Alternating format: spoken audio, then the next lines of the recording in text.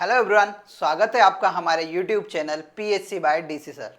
दोस्तों, आज के इस लेक्चर में हम जो हमारा टारगेट 10 डेज का जो हमने एक टारगेट लिया है उसका चौथा टॉपिक स्वतंत्रता के बाद या 1947 के बाद भारत की स्थिति के बारे में या विभिन्न जो घटनाएं हो उनके बारे में इस लेक्चर में हम क्या करने वाले हैं, चर्चा करने वाले हैं। जैसा आप सभी को पता है, मैंने आपके लिए योजनाएं, आर्थिक सर्वेक्षण तथा प्रमुख संविधान संशोधन की वीडियो अपलोड की है।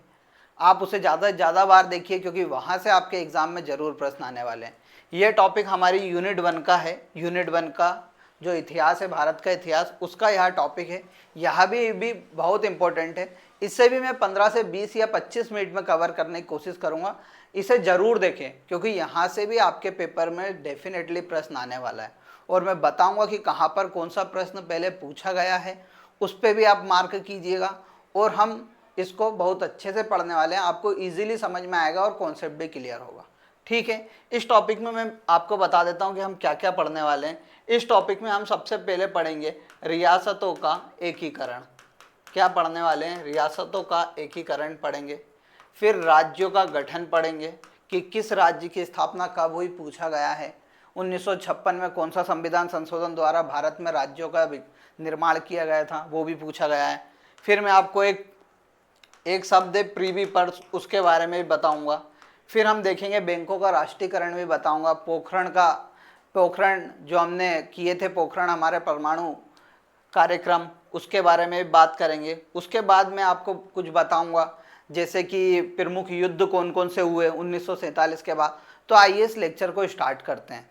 सबसे पहले हम बात करते हैं कि रियासतों के एकीकरण की।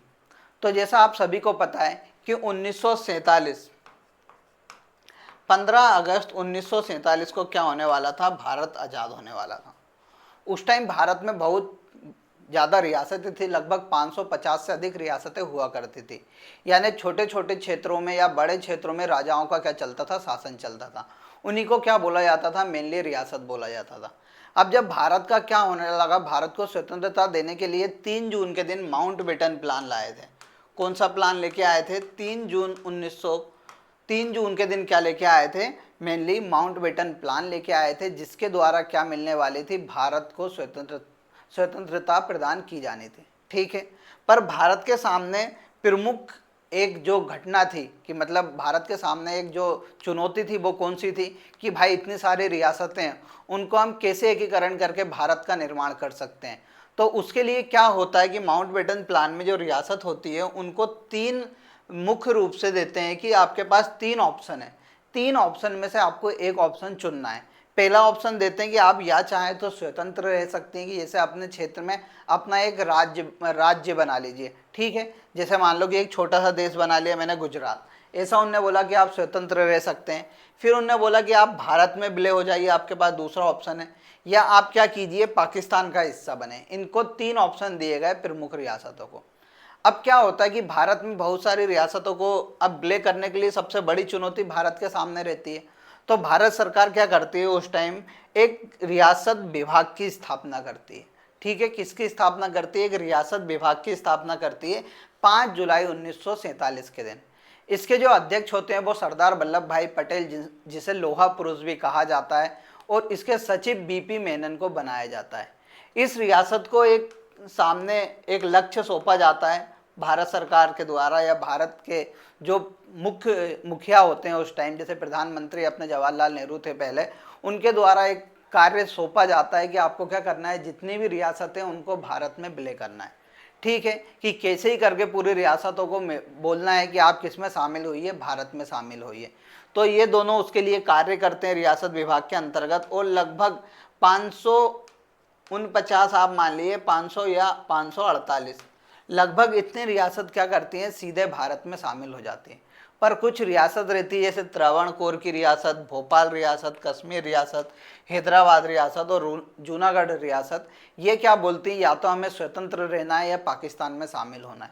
तो ये विभाग क्या करते हैं, ये विभाग के जो प्रमुख होते हैं सरदार वल्लभ भाई पटेल और बीपी मेनन, इनके राजाओं के इनके जो राजा होते हैं उस टाइम या प्रमुख होते हैं, उनसे जाके मिलते हैं और भारत में शामिल होने के इनके लिए क्या रखते हैं, एक वो रखते हैं कि एक प्रस्ताव रखते हैं कि आप क्या कीजिए, भारत में शामिल हो जाइए। ठीक है। अब प्रस्ताव को कोई कोई तो स्वीकार कर लेता है, पर किसी को किसी ऑपरेशन के द्वारा या थोड़ी कठिनाइयों के साथ भारत में विलय होता है उनका। तो सबसे पहले त्रावणकोर रियासत होती है, कब, यहाँ पर वर्तमान में ये कहाँ पर है, केरल में। इसके प्रमुख थे सीपी अय्यर। अब क्या हुआ करता था उस टाइम, त्रावणकोर में मेनोजाइट, किसका, मेनोजाइट नामक एक खनिज होता है जो कि परमाणु ऊर्जा के लिए इस्तेमाल होता है। तो उसका यहाँ पर बहुत सारा क्या होता था, खनन हुआ करता था। तो यहाँ पर जो सचिव थे या दीवान थे सीपी अय्यर, वो क्या करते हैं, ब्रिटेन के साथ समझौता कर लेते हैं कि हमें क्या रहना है, स्वतंत्र रहना है, क्योंकि इनको पैसे का लालच दिखता है। परंतु इनकी वो सफल नहीं हो पाते हैं, और उसके बाद इन्हें 30 जुलाई 1947 को त्रावणकोर को क्या, भारत में विलय कर लिया जाता है। ये कोई इंपॉर्टेंट नहीं है, ज़्यादा याद नहीं रखना है, मेन यहाँ से याद रखना है आपको। कश्मीर रियासत, तो कश्मीर रियासत अभी वर्तमान में जम्मू कश्मीर वाले क्षेत्र में फैली हुई है। उस टाइम उसके प्रमुख कौन होते हैं, 1947 के टाइम हरि सिंह। तो हरि सिंह बोलते हैं हम क्या होना चाहते हैं, स्वतंत्र राज्य की स्थापना करना चाहते हैं। अब बगल में पाकिस्तान होता है, इधर भारत होता है, अब दोनों में क्लेश होते हैं। तो उस क्लेश के कारण क्या होता है, ये अक्टूबर 1947 में भारत में शामिल हो जाते हैं। यहाँ से प्रश्न कैसा पूछा जाएगा, कश्मीर रियासत का जब विलय हो रहा था उस टाइम कश्मीर के राजा या शासक कौन थे, तो आपको याद रखना है हरि सिंह थे। फिर जूनागढ़ रियासत की बात करते तो जूनागढ़ रियासत वर्तमान में कहाँ पर है, गुजरात राज्य में है। उस टाइम यहाँ पे जो राजा थे वो थे महावत खान तृतीय, जो कि बाबी वंश से संबंधित थे। और यह क्या करते हैं, यहाँ पे अधिकतर जनता हिंदू होती है, पर ये इनका कहना था कि हम क्या पाकिस्तान में शामिल होना चाहते हैं। तो भारत सरकार यहाँ पर क्या कराते हैं, भारत का जो रियासत विभाग होता है वो मेनली यहाँ पर क्या कराती है, जनमत संग्रह कराते हैं कि हम एक वोट कराते हैं कि जितनी जनता चाहेगी, कभी जनता ने वोट ज़्यादा किया कि आपको पाकिस्तान में जाना है तो हम पाकिस्तान में शामिल कर देंगे, कभी जनता चाहती है हम भारत में शामिल होना चाहते हैं तो आपको भारत में शामिल कर देंगे। तो जनमत संग्रह के आधार पर इसमें हिंदू पॉपुलेशन ज़्यादा होती है तो वो किस में शामिल होने की बात करती है, भारत में शामिल होने की बात करती है। तो जनमत संग्रह के आधार पर जूनागढ़ रियासत को किसमें, भारत में विलय किया जाता है। प्रश्न पूछेगा जनमत संग्रह के आधार पर निम्न में से किस रियासत को भारत में शामिल किया गया था, तो आपको याद रखना है जूनागढ़ रियासत को शामिल किया गया था। फिर आगे आते हैं, आगे है हैदराबाद रियासत। तो हैदराबाद रियासत वर्तमान में तेलंगाना राज्य और आंध्र प्रदेश राज्य में फैली हुई थी उस टाइम वहाँ के राजा थे निजाम मीर उस्मान अली। अब ये क्या करते हैं कि हम स्वतंत्र रहना चाहते हैं।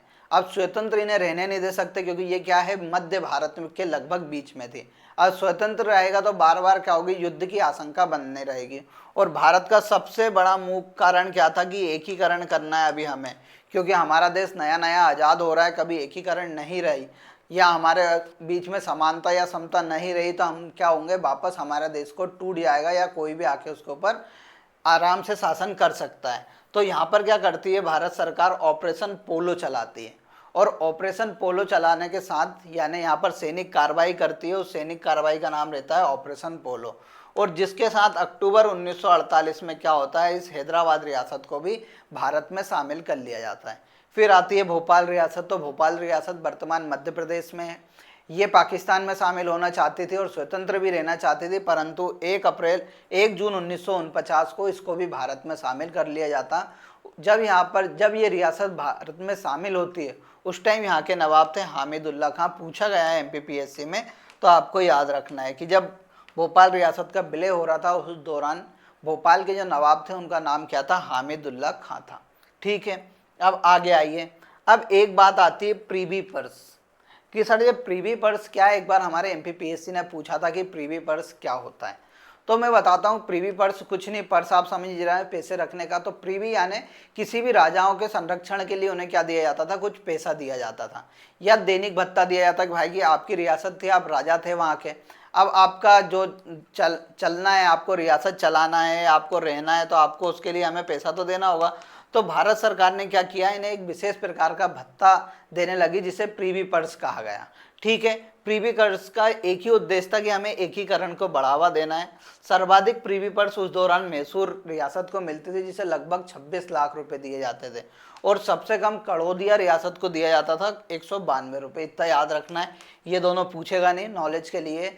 अब प्रीवी पर्स की समाप्ति कैसे होती है, भारत के ऊपर क्या होता है, वित्त लगातार बढ़ता जाता है। ठीक है, तो क्या करती है भारत सरकार, जब इंदिरा गांधी 1971 के पहले मुख्य प्रधानमंत्री बन के आती हैं तो 1971 में 26वां संविधान संशोधन लेके आती हैं, और जिसके कारण क्या होता है, ये वित्तीय बोझ था जो हमारे ऊपर प्रीवी पर्स, उसे समाप्त कर देती है। ठीक है, तो ये एमपीपीएससी ने पूछा था कि प्रीवी पर्स को किस संविधान संशोधन द्वारा समाप्त किया गया था, तो आपको याद रखना है 26वां संविधान संशोधन 1971 के द्वारा प्रीवी पर्स को समाप्त किया गया था। एक और याद रखना है चेंबर ऑफ प्रिंसेस, इसका गठन 1919 एक्ट के द्वारा जॉर्ज पंचम के द्वारा किया गया था। कभी गलती से पूछ लेता तो ठीक है, इसलिए मैंने उसे ऐड कर दिया है। तो यहाँ पर हमने क्या देख लिया कि रियासतों का कैसे एकीकरण हुआ, साथ साथ हमने ये भी जाना कि सर प्रीवी पर्स क्या होता है। अब हम बात करते हैं स्वतंत्रता के बाद भारत के पुनर्गठन की। अब भारत में क्या बहुत सारी रियासत होती हैं। अब भारत के सामने एक अपन ने चुनौती देखी ली एकीकरण, उसके लिए रियासत विभाग बना दिया जाता है। अब क्या होता है कि भारत में बोलते हैं कि यार हमें राज्यों का गठन करना है, तो राज्यों के गठन के लिए विशेष समितियां बनाई जाती, क्योंकि उस टाइम क्या होता है कुछ कुछ क्षेत्र में भाषाई आधार और सांस्कृतिक आधार पर राज्यों के गठन की बात उठने लगती है। तो उसके लिए सबसे पहले एसके धर कमेटी बनाई जाती है जून 1948 में। इसके अध्यक्ष जो होते हैं वो कौन होते हैं, एसके धर होते हैं, तथा इसके जो सदस्य होते हैं वो जगत नारायण और पन्ना लाल होते हैं। ठीक है, इस समिति के द्वारा अपनी रिपोर्ट सौंपी जाती है और रिपोर्ट में कहा जाता है कि भाषाई आधार पर आप राज्यों का गठन नहीं करें, आप किस आधार पर कीजिए, प्रशासनिक आधार पर राज्यों का गठन कर सकते हैं। एसके धर समिति ने ये सिफारिश दी थी। उसके बाद दूसरी समिति बनती है जेबीपी कमेटी। जेबीपी कमेटी कब बनती है, दिसंबर 1948 में। इसको बोला जाता है कि जो एसके धर ने अपनी रिपोर्ट सौंपी है उसको आप एनालिसिस करें और हमें बताइए कि राज्यों का गठन कैसे कर सकते हैं। तो इसके 3 सदस्य होते हैं, जैसे आप जवाहरलाल नेहरू बोल सकते हैं, बी से आप बोल सकते हैं वल्लभ भाई पटेल, और पी से क्या बोलेंगे, पट्टाभी सीतारामैया। इसीलिए समिति का नाम क्या होता है, जेबीपी समिति। ठीक है, ये क्या करती है, धर समिति की रिपोर्ट की समीक्षा करती है और 1949 में क्या बोलती है कि राज्यों का गठन आप कर सकते हैं। तो राज्यों का गठन किया जाता है प्रशासनिक आधार पर, और भारत को क्या होता है 4 भागों में बांटा जाता है, ए बी सी डी। तो जैसे देखिए ये पिंक कलर का है पूरा, ये कौन सा है, ए पार्ट है। तो आप सभी को पता है ए में हमारा सेंट्रल प्रोविंस है, बिहार आता था, जिसे हम क्या बोलते थे, मध्य प्रदेश बोलते थे। और जो पार्ट बी है ये पीले पीले कलर का है, यहाँ पर रियासतें अधिक हुआ करती थी, इनको क्या हुआ, पार्ट बी में बांटा गया, और कुछ केंद्र शासित प्रदेश टाइप थे उन्हें पार्ट सी, ऐसे करके मतलब 4 भागों में इन्होंने भारत को बांटा था जेबीपी कमेटी की अनुशंसा पर। अब भारत 4 पार्ट में बढ़ जाता है, पर भारत में क्या होता है, भाषाई आधार पर राज्यों की डिमांड लगातार बढ़ने लगती है।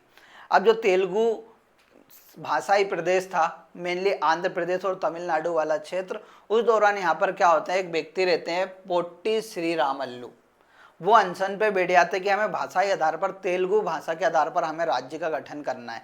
पर क्या होता है कि भारत सरकार इनकी सुनती नहीं, और 56 दिन बाद पोट्टी श्रीरामल्लू की मृत्यु हो जाती है।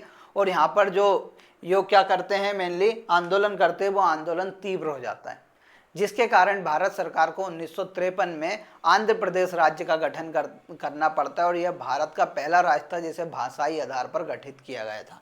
एमपीपीएससी ने पूछा था कि भारत में भाषाई आधार पर गठित होने वाला पहला राज्य कौन सा था। अब भाषाई आधार पर राज्यों के गठन के लिए 1953 में भारत सरकार एक और समिति का गठन करती है, या कमेटी का गठन करती है, उसे राज्य पुनर्गठन आयोग बोलते हैं या फजल अली आयोग बोलते हैं, जिसके अध्यक्ष कौन होते हैं, फजल अली होते हैं, इसीलिए इसको फजल अली आयोग भी बोला जाता था। इसके 2 सदस्य थे, हृदयनाथ कुंजरू और के.एम. पढ़नेकर।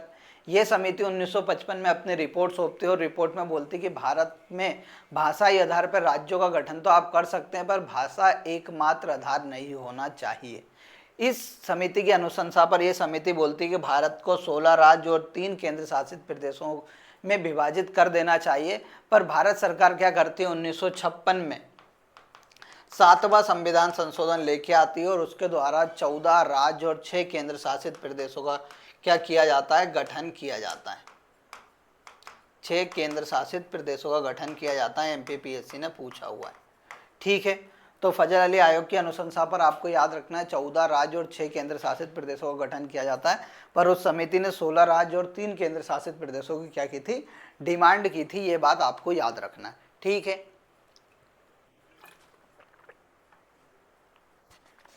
अब देखो आगे, अब आगे बात करते हैं कि सर हमें बता दीजिए कि 1956 में किस किस राज्य का गठन हुआ और उसके बाद लगातार कौन कौन से राज्यों का गठन हुआ, क्योंकि हमारे पेपर में पूछा जा सकता है। अब जो 7वां संविधान संशोधन द्वारा आंध्र प्रदेश, असम, बिहार, बम्बई, केरल, मध्य प्रदेश, याद रखना है, मद्रास, मैसूर, उड़ीसा, पंजाब, उत्तर प्रदेश, पश्चिम बंगाल, जम्मू कश्मीर आदि राज्यों का गठन होता है। इसको याद नहीं रखना 14 राज्य, क्योंकि आपसे याद नहीं होने वाले। मैं कुछ इंपॉर्टेंट बताऊंगा, केवल आप उसको याद रखिएगा। अब 1960 में क्या होता है, बम्बई पुनर्गठन अधिनियम आता है, क्योंकि पहले क्या होता था कि जो गुजरात वाला और महाराष्ट्र वाला पूरा क्षेत्र मिलाकर बम्बई बनाया गया था, परंतु 1960 में इन दोनों को पृथक कर महाराष्ट्र राज्य को अलग बना दिया जाता है और गुजरात को अलग बना दिया जाता है भाषाई आधार पर। फिर 1962 में नागालैंड राज्य अधिनियम लाया जाता है और नागालैंड को राज्य बनाया जाता है। 1966 में पंजाब से पृथक कर हरियाणा राज्य बनाया जाता है। फिर हिमाचल प्रदेश राज्य अधिनियम लाया जाता है। पहले क्या था, हिमाचल प्रदेश को केंद्र शासित प्रदेश का दर्जा दिया गया था, परंतु 1970 में इसे क्या करते हैं, पूर्ण राज्य का दर्जा देते हैं। फिर 1969 अधिनियम द्वारा मेघालय राज्य की स्थापना की जाती है। कभी याद होता है तो ठीक है, नहीं तो यहाँ से प्रश्न बने तो ठीक है, नहीं तो कोई दिक्कत नहीं है। मणिपुर 1971 में, सिक्किम 1974 में अधिनियम लाया जाता है 35वां, और 36वें संविधान संशोधन द्वारा 1975 में सिक्किम को पूर्ण राज्य का दर्जा दिया जाता है। ये एमपीपीएससी ने पूछा था, तो आपको याद रखना है कि 36वें संविधान संशोधन अधिनियम 1975 द्वारा सिक्किम को पूर्ण राज्य का दर्जा दिया जाता है। मिजोरम को मिजोरम राज्य अधिनियम 1986 के द्वारा पूर्ण राज्य का दर्जा दिया जाता है।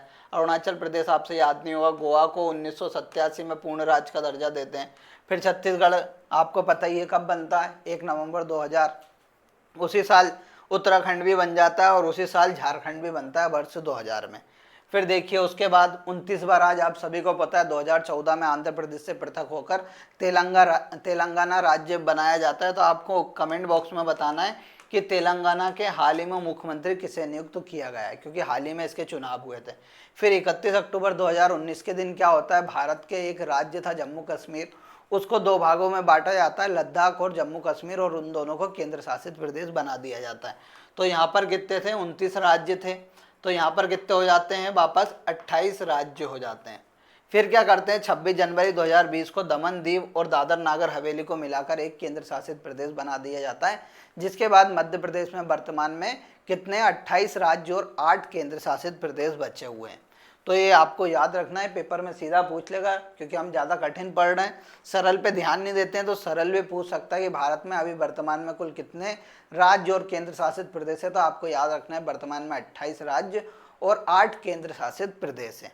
ठीक है, ये तो हुई राज्यों की बात। अब मैं आपको बता देता हूँ कि जो पहले प्राचीन नाम होते थे उनको कुछ संविधान संशोधन द्वारा उनका नाम बदला गया, क्योंकि पीएचसी ने एक बार पूछा था निम्न में से किस राज्य का नाम अभी तक बदला नहीं गया है। ठीक है, इसीलिए मैंने ये फाइल ऐड की है। तो पहले जो कर्नाटक है वर्तमान में उसे मैसूर के नाम से जानते थे, आपको याद रखना है, इधर भले ही याद ना रखना।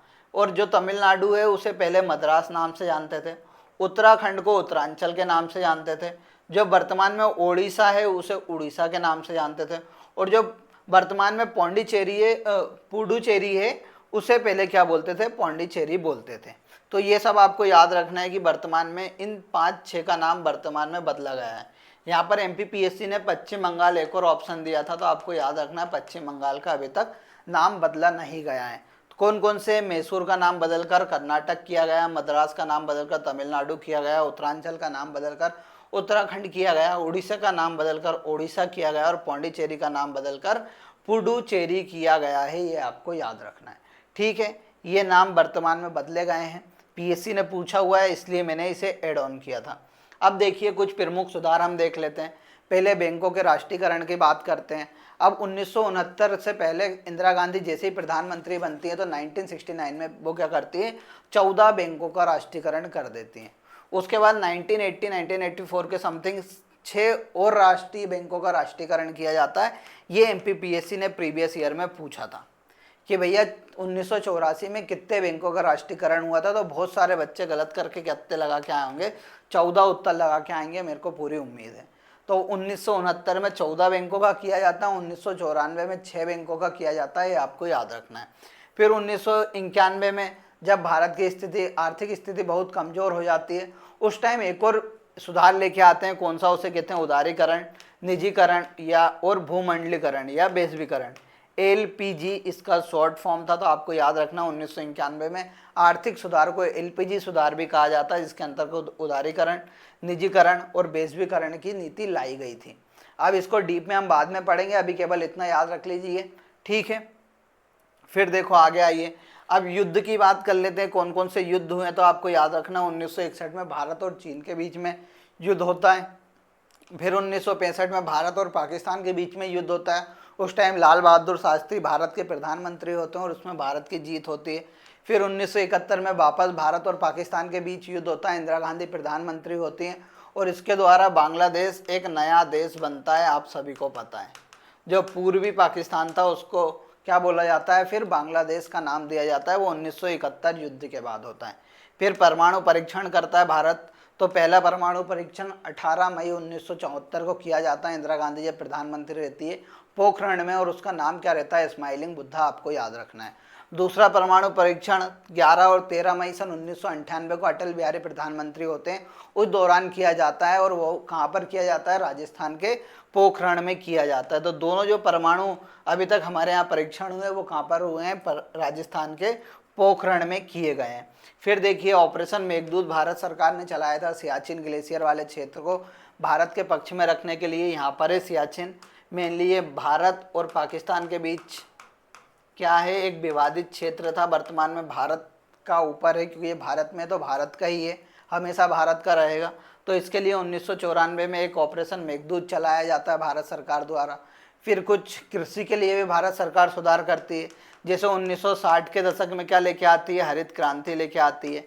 फिर 1980 में दूसरी हरित क्रांति चालू करती है। तो ऐसे भारत सरकार द्वारा क्या किए जाते हैं, बहुत से सुधार वर्तमान में किए गए हैं। आप सभी को पता है कि भारत में कई नीतियां लाई गई हैं।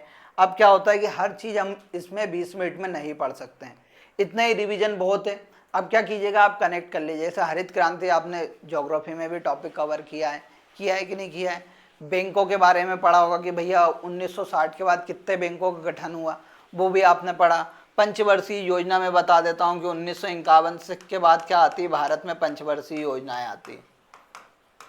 पंचवर्षीय योजनाओं का मुख्य उद्देश्य रहता है कि हम आने वाले 5 साल में कैसा विकास करेंगे। तो पहली जो पंचवर्षीय योजना होती है उसका मुख्य उद्देश्य होता है कृषि को विस्तार, और फिर दूसरी 1956 में चालू होती है, उसका मुख्य रूप से औद्योगिकरण को बढ़ावा दिया जाता है, जिसके तहत भारत में उद्योग लगाए जाते हैं बहुत सारे, जैसे Bhilai steel power plant, Rourkela steel power plant, ये सब लगाए जाते हैं।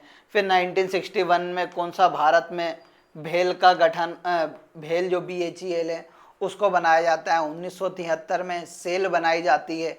ये सभी क्या है कि प्रमुख उद्योग भी लगाए गए हैं। तो ऐसे भारत ने विभिन्न क्षेत्रों में बहुत सारी उपलब्धियां हासिल की है 1947 के बाद। पर जो हमारे पेपर में मुख्य पूछने का उद्देश्य वो जितना था वो उतना मैंने बता दिया है।